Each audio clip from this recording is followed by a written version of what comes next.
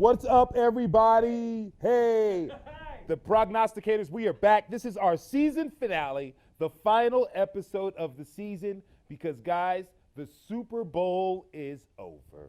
Yeah, it happened. It did. It came and went. Wow. Yeah. Did anyone see the game?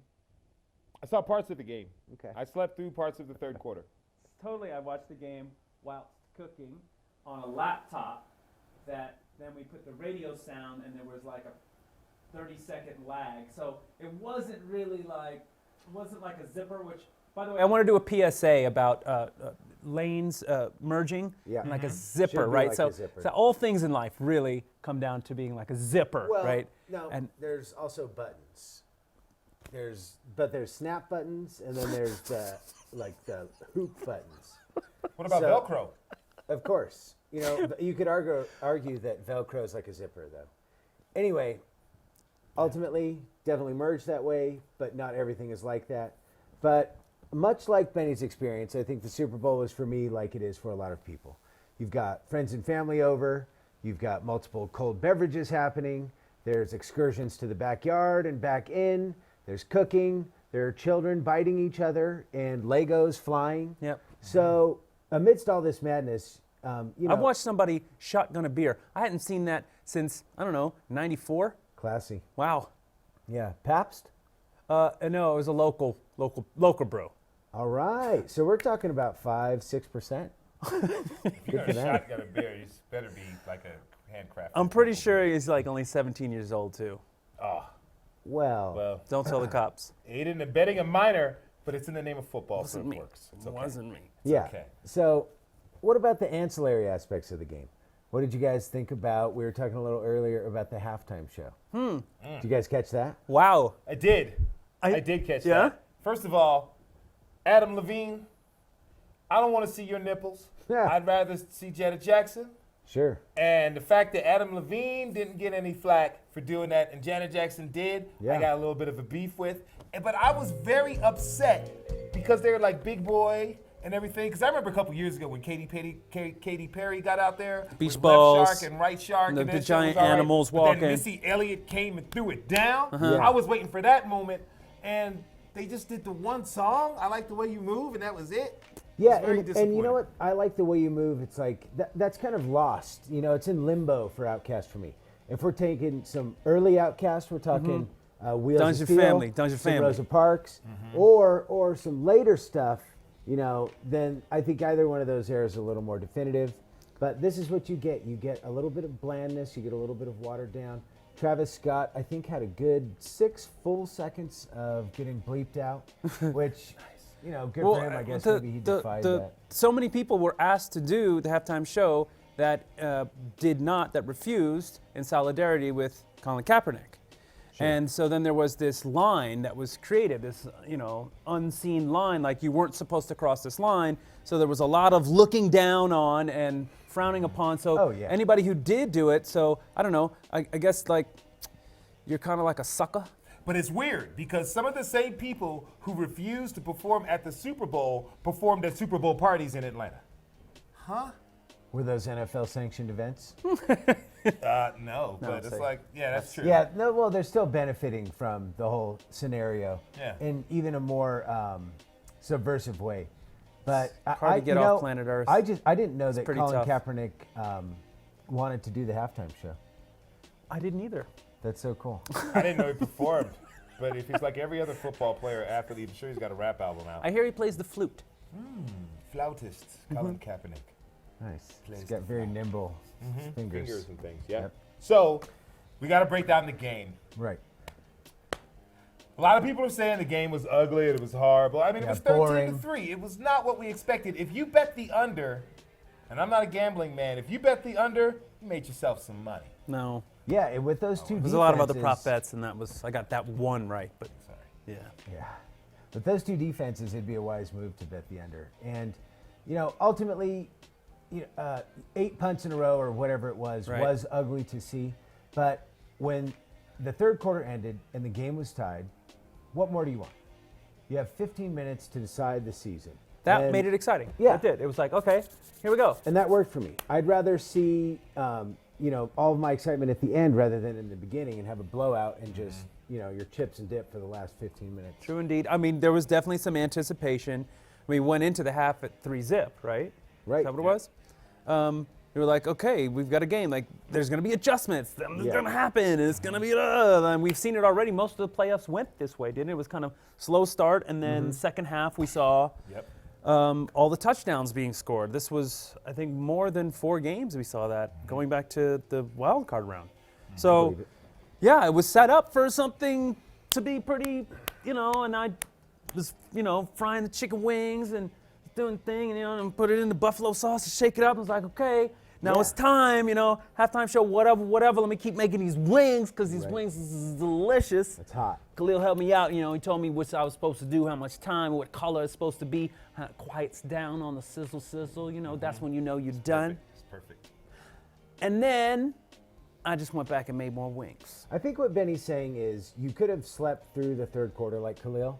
I did. And had a pretty good football game experience as long as you woke up for that fourth quarter. I did. I slept through the third quarter because before working at Sister Bar, we had the Sister Anodyne annual flag football game on Super Bowl Sunday. And it was very exciting. It was very more exciting Go than the Sister. Super Bowl. Sister Bar won 42-6. Khalil was quarterback. Threw 6 touchdowns, no interceptions. They Wow. dropped 3 touchdown passes on me. They dropped 3. I could have pulled a I had the pressure from megaphone, Mahomes. and it had the little siren on it. Every time somebody got injured, there was a lot of injuries. Yeah, I had twisted my ankle a little bit, but I was all right. I rubbed some dirt on it and tied it up. Yes. And so I was in the house, icing up, and slept through the third quarter because I started to get the cold. I started getting chills, and I was like, it was partially because I was icing up, but also it was kind of cold. Concussions. And I was like, man, let me go to sleep. And so I slept. What Khalil's trying to say is that the Super Bowl was a pretty good game, and we're going to take a deeper dive either later or never. Yeah. Or never. We're Commercials, Bud Light, Game of Thrones, top. top. We'll be back with our commercial breakdown right after this. Getting to the nitty gritty. The real important part of the Super Bowl. Get into the game with Garden Swartz Team Sales. They have everything you need from screen printing, embroidery, and digital printing services, high school letterman jackets, and all high school and club uniforms and individual and team apparel with the most reliable brands like Speedline, Rollins, and Wilson. And don't forget to check out the latest F7 Shut helmet. It's all at Garden Swartz Team Sales. Give them a call, 505-884-1234. Garden Swartz Team Sales. Welcome back to the Prognosticators. We are breaking down the season and the Super Bowl for you. Okay, so let's break down a little bit of the game. Defensive masterpiece.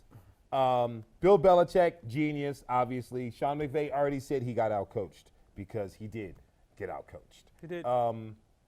My thing is this. Jared Goff looks shook because he's young. The kid's still young,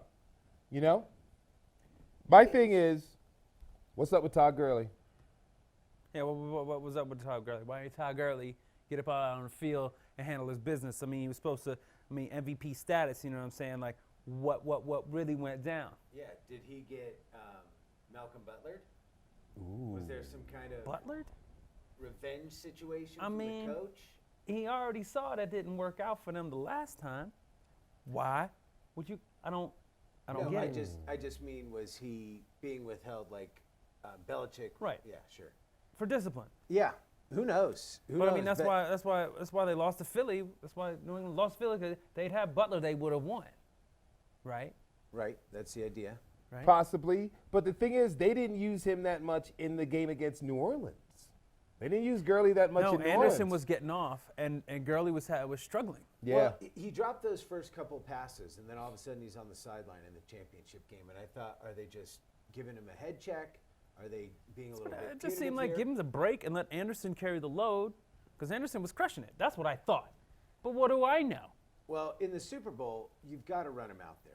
I mean, if your quad is tender, go blow it up. But here's the thing, though. He had 10 carries for 35 yards. He had 2 carries for 20 yards. I saw that. He broke free for 10 yards once and 10 yards again. And I was like, Gurley don't look that hurt to me. Yeah. And They didn't throw any screens to Gurley like they did all the whole season. They didn't throw them to him in the flat like they did the entire season. It's like, what? Romo during the game Okay. broke it down pretty good, right? Where What he did was he say? talking about LA was like number one in play action pass, and then there he was all this dropbacks, dropbacks. Right. Because without the run game, there was no threat for the play action. Well, It just seemed like I think what Belichick aims to do, and this isn't any kind of novel theory, Right. is he aims to take away one element of your offense, one important element. And perhaps that's what we were witnessing. Perhaps something about the scheme that wasn't quite clear to us.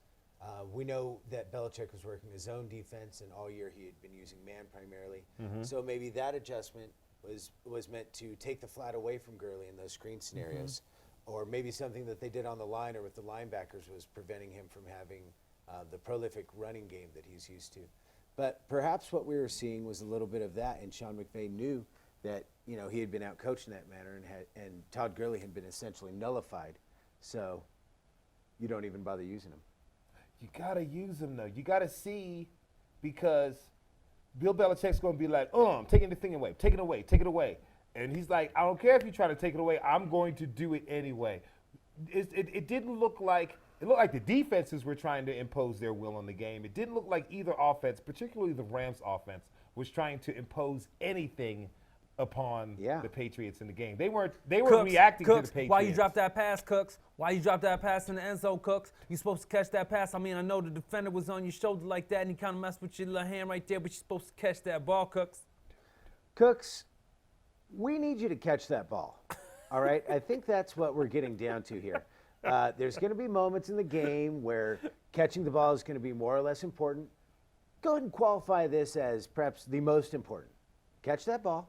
Super Bowl. And It's fourth quarter. Think of it as your own personal Super Bowl. It was fourth quarter. Super Bowl. Was it it the the- fourth quarter? Was it fourth quarter? Third quarter when he dropped the one, and the fourth quarter when he dropped the other. And They're then, supposed to take it to overtime. but get this, Brandon Cooks lost 2 Super Bowls in a row. Last year he's with the Patriots. Yeah. He got knocked out the game, lost Okay, that one. saw And the that. Patriots got rid of him. He lost He this got one. concussed. But there's also 2 players who were on the Cleveland Browns last season, Danny Shelton and the McCourty twin, who went 0-16 to winning the Super Bowl. Wow. That's like football handled his goodness right there. business. You know what? That's off You McCourty. you never know where you're going to end up when your fate is strung so closely with your fellow man. And That's that's true. the story of life. That's true. And you know what else is the story of life? You never know where we're going to be when we come back from this commercial break. On this press conference coming up next. The last one of the year, y'all. My little Let's get buttercup. loose. Don't sacrifice quality of flavor when you're in a hurry. Golden Pride offers ribs, fried chicken, green and red chili breakfast burritos, and Frontier Cinnabons. 4 great locations, or visit us online at goldenpride@abq.com. Golden Pride Barbecue Chicken and Ribs, proud supporter of ProView Sports Network. Sadies is a proud supporter of New Mexico high school sports and athletics, and we here at ProView Networks would like to thank Sadies for their continued support in helping us bring you all of your New Mexico high school sports coverage. Welcome back to the Prognosticators, folks. This is where we butter our toast. It's a little thing we like to call Honest Press Conference. We're the press corps, and our interviewee for the day is... Khalil, who are you going to be? I'm going to be me. Oh! All Yeah. right. Just be yourself. Yeah, Just be you. I'm going to be me. You just be you. man. Okay. All right. First question. This is the mayor of Blackton What's up? with the Green Chili Chronicle. The question is, Khalil, we hear you talk about music a lot. You have a whole nother persona involved in music. Is this true? I don't know what you're talking about. Does your other persona who's involved in music know what he might be talking about? Yes. Uh-huh. That guy's crazy, man. He's like a pope, but not really, but kind of yes. He's a little wild and weird. He's from another planet, and people look at me like, what do you mean this dude's from another planet? Like, he seriously is from another planet. He had come out of nowhere. He wears a blanket. He performs some hip-hop and stuff. He's great, man. He's really cool. His name is Pope, yes, y'all, and he performs the music for the people, some good old-fashioned hip-hop, and happy times. Next question. All right, yeah. Khalil, this is the Rook from the Prognosticators. Hey, man. First of all, it's been a pleasure being on board this year, and I just want to get your impression as the captain of how the ship's journey went through the football universe this season. Oh, man, thanks, Rook. It's been a pleasure having you. We had the Rookie of the Year. We got a number 1 draft pick. So we won a Super Bowl, so we'll be picking last next year. I thought it went well. Look, it's a long season. It's a long football season. It's a particularly long football season when you do a show every week about the football season. Because normally, if you're just watching every Sunday, Super Bowl's over and you wake up the next Sunday like, oh my God, I'm ready to watch football, and you have nothing to do. Well, by the time Christmas comes, everybody on the ship is tired. People stink. Our showers weren't working and everything else. None of us had actually seen another human being outside of each other, let alone a woman, for a long time. That's not meant to be sexist. I'm just, a cis, healthy, alive male, as the rest of these guys are. And it's nice to have the feminine energy and the feminine divine wash upon us as we talk about our football glories. But if you get back to answering your question, it is a long season, but we did it. We did well, and this was the craziest season in the NFL that I can remember for the past 15 years. That's why it's kind of a little weird, but apropos that the Super Bowl ended 13-3. Khalil. Yes. Next question. I understand you do an excellent Sidney Poitier. Would you do Sidney Poitier describing your favorite football moment and being up on the ship? Please. Okay, word. My favorite football. Okay, yes. As Sidney Poitier, yes, please. All right, as Sidney Poitier, yes. Well, the best moment of football this year was when the Rams of Los Angeles played the Chiefs of Kansas City. It was young coach, the intrepid Sean McVay, leading his team with his offensive genius, going against the upstart renegade player Patrick Mahomes. It was one of the highest scoring Monday night football games of the NFL's history. And we on the ship enjoyed watching the game to its completion. Next question. No more questions.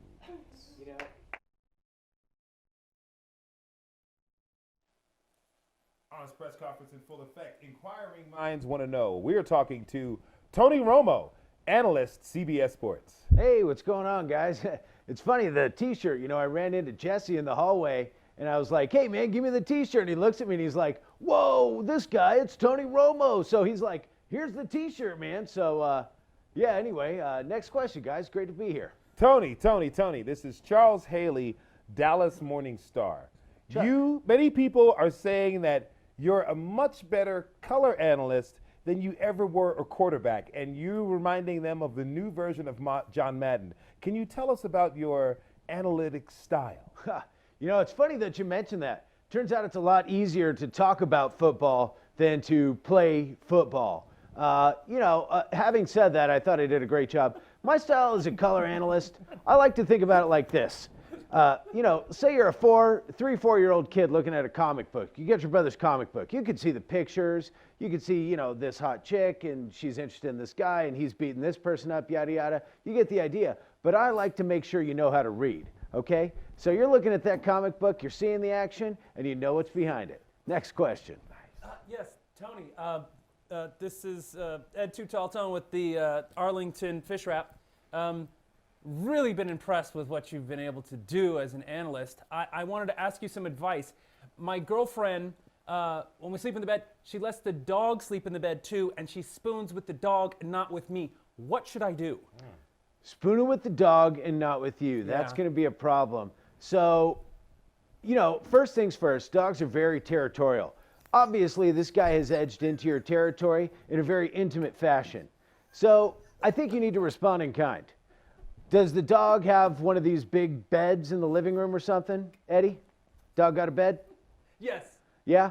Yes, it has its own bed. Good deal. Middle of the night, you get up, she's spooning the dog, you're choking from dog gas, Get up, go find that dog bed and pee in it. Let her rip. You understand? The dog's going to get the message. And you're going to be Hold on, sleeping Tony, with your Tony. girlfriend again. I have advice. Tony, Yeah. I got advice for you. You know, I'm interested in seeing this lady. She's a lot younger than me, and I swore that I was not going to continue to see ladies younger than me. What should I do? Let me tell you a little secret. A lot of women on this planet are younger than you, okay? You're going to need to get in there, all right? If that's going to start being an issue for you, you are staring down the barrel of a very solitary 14, 15, 25 years coming up. You're going to need to get in there. Age ain't nothing but a number. That's probably not appropriate to say in light of the R. Kelly documentary. However, we're just going to move on from there. Next question. No more questions. Excellent. Thank you, Tony. His advice column is so good. Oh, hey. Yes, Honest Press Conference is back. And we've got Mr. Rufus Beauchamp. It's Mr. Is this thing on? Mr. Rufus Beauchamp, and that's just Mr. Beauchamp to you, young man. Yes, sir. Yes. Yes, sir. I'm supposed to answer some questions to the press corps regarding New Orleans and the Saints. Correct? Is that why we're here today? Yes, sir. Okay, very good. First question, please. Yeah, Mr. Beauchamp, young man, Beauchamp. Mr. It's French. Yeah. Oui, Mr. Beauchamp. Very How did good. you, as a Saints fan, did you feel satisfied with the appearance of Roger Goodell and the comments that he had to make during that? Satisfied. Or at least mollified, I think mollified's a word. Mollified. Nice word. Mollified. Mollified. Or you could say that I was well seasoned, as we like to do down in New Orleans, okay? Yes, of course, they rubbed me up, they put the dry rub on me, they sauteed me up real good, right? Then they added a bit of cream, but none of it worked. There wasn't no etouffee on that one, baby. No, there was none at all. That was a bad call. You know it was a bad call. Everybody knows it was a bad call. New Orleans should have been in the Super Bowl, and we would have handled them, their Patriots, and that man they called a donkey. The goat. The next question, please. The goat. Okay. Yeah, donkey. Yeah. Young man. Farm animal. I know what a goat is. This is Aaron Brooks from the New Orleans Star. Young Mr. Brooks, good to see you, son. Yes, sir. Good to see you too, Mr. Beauchamp. Question for you. Now, what would you do in this situation? Say I was just happened to be running down the street and Jesse was like, hey, Khalil, catch this. And he threw it over my head and I was going to catch it, but out of nowhere, somebody comes and obliterates me and I don't have a chance to catch the ball. Would you say that pass was interfered with? I would say, because we have a saying down in New Orleans, don't you know, baby? Now, I was once over there off on Fontainebleau, you know, over there by Tulane, you know what that is, baby. And I was coming around the corner, and I was trying to catch a trolley, and it was a long way down the way, but I was in time, and then here come a dog and bit me on my ankle. And then I went on up at the Tulane University Hospital, and I missed my trolley, and I didn't make it to my destination. And so we got a saying for that now, and it's called getting screwed. And that's exactly what that was. You know it was screwed. I know it was screwed. Everybody in America knows it's screwed. Somebody over there in Paris, you over there, you know, in the Louvre, and somewhere, and the Honorine, and there ain't nothing about it was good to me. Rufus, Yeah. did I hear I was speaking French. You didn't understand. Okay. I know. I understand that. Because let me just Très say, bien. I was on Bonjour. vacation. I was on vacation in Jamaica about 15 years ago. Mm-hmm. There was a guy named Rufus Beauchamp that was my tour guide for one of these aquatic adventures, Mm-hmm. and he looked basically. I'm pretty sure I met you in Jamaica 15 years ago. Are you quite sure you're from New Orleans? Well, just because I'm from someplace doesn't mean I can't be someplace else. I've lived many lifetimes. I'm 72 years old. It's my birthday. Yes, happy birthday to me. It's not your birthday. Indeed it is. And you can look at my identifications right there. You can see I'm my on your credentials. Facebook page Okay, right now. yes, I Rufus. was there, and I didn't like the look of your jib. And that's why we didn't get along. Yes, it's true. That was me. I was taking a scuba class over there in Jamaica. That's where I pick up my patois. So there you go. You done found me out. Young, what's your name, sir? Jesse. Jesse. Yeah. One last question for you, Mr. Beauchamp. Okay. Are you, since you're in New Orleans, are you going to look to go to see someone to put a type of hex on maybe Roger Goodell or other teams in the NFL? Yeah, are you going to voodoo that? Okay, that's. Are you gonna voodoo or redo? I was supposed to say no more questions because that's just racist. I think that y'all just being New Orleans racist, if that's such a thing. I'm sure it's a thing.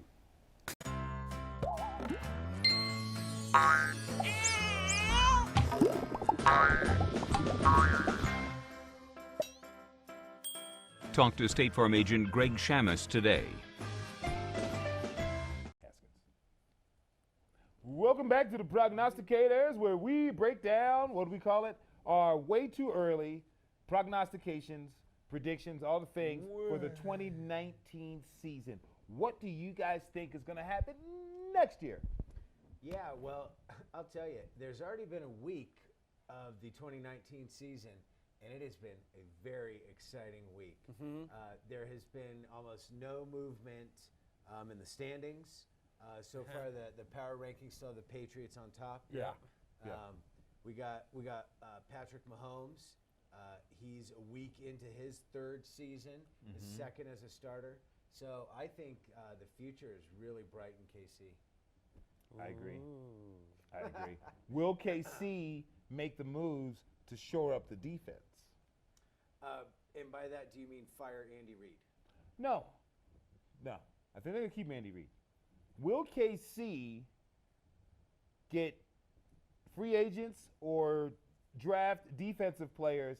So, I mean, They were terrible against the run, right? They were terrible against the run and against the pass, and when they were away from home, they played terrible. They had no pass rush and anything. Will KC give themselves? They had a bottom 30 defense now. If KC had a top 15 defense, they only have the top 10, top 15 defense. They ostensibly could have been in the Super Bowl. True indeed. Well, I mean, not like their performance during the regular season held them back. They won the division. They had the first seed, right? Yeah. So, how much would a bump in the defense really change for them? Who they lose to in the playoffs? They lost to Patriots. The Patriots, of course, in the AFC Championship. They did. If they had a defense, So- they may have won that game. Yeah, I don't know. The Rams have a defense, right? Yeah. Maybe the Patriots are just really good. I think that the Maybe. Chiefs are a very attractive landing spot for free agents. And I think that naturally you're going to think that's where the upgrade needs to lay.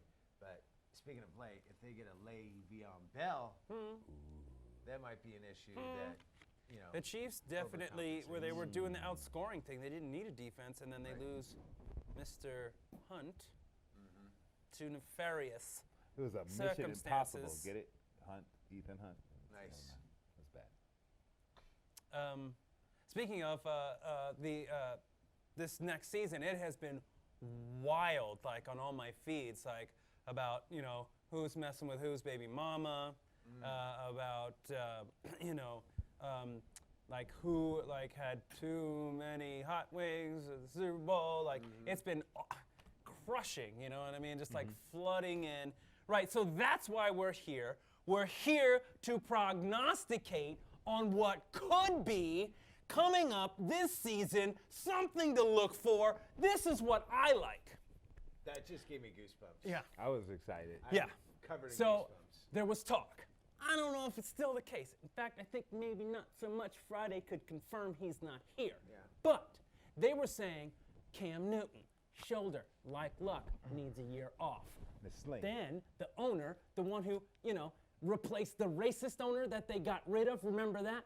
Of the Carolina Panthers. So they were talking about there was bringing. a racist owner? I know, I think crazy, that dude died right? too. No, I think he Totally died crazy. after And he's dead. after That's they what made happens. him give up the team. He But died. racism is still alive and strong. Kaepernick. There was talk of bringing in Kaepernick, that this owner, like the new way, like what football used to be, which was the bridge, the place where we saw people of different colors, skins, do it because we're just friggin' humans, getting together and just trying to win games, right? Cooperating. Corroborating. No, other cooperating. Not corroborating. Corroborating is what's going on in DC. No, that's... yes and. But He's anyway. right. The presence of Cam Newton would be an exciting factor in the 2019 season, and I think Benny's prognosticating that it is going to be the case. That's interesting. Okay, so let's prognosticate. Right now, who do you see in the Super Bowl next year? This is before free agency and for the draft. The Patriots. The And Patriots? Who cares? Anybody. And somebody from the NFC? I think next year it's going to be two teams that weren't in it this year. That would be awesome. Niners, Raiders. Here we go. Battle of the Bay. I'd love to see the Niners. I would love to see the Niners. The Take Niners the versus East. the I would love it. Raiders? I would love it. I think that would be a lot of fun. That would be cool. I see Super Bowl next year. I see. What about you the know Texans?